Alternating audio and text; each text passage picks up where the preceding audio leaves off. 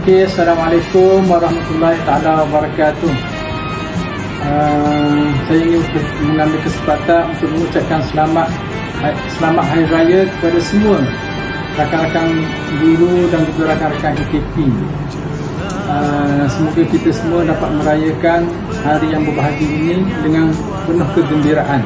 Bagi mereka yang bercadar untuk membuat perjalanan balik ke kampung, berhati-hati di jalan raya, ingat orang yang tersayang.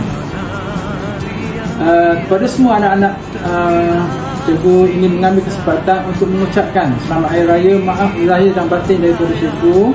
Dan cikgu juga ingin mengingatkan sewaktu meraihkan Hari Raya ini, berhati-hati apabila menunggang motosikal, jangan main mercun di musim raya ini, jaga keselamatan diri. Yang paling utama sekali adalah kita jaga keselamatan diri kita, dan ingat kita semua akan kembali ke sekolah pada 6 hari bulan April tahun 2025 nanti dalam keadaan ceria, dalam keadaan gembira, dan insya-Allah kita akan adakan sambutan Hari Raya untuk peringkat sekolah kita pada 10 hari bulan April tahun 2025 nanti. Maaf zahir dan batin dari cikgu.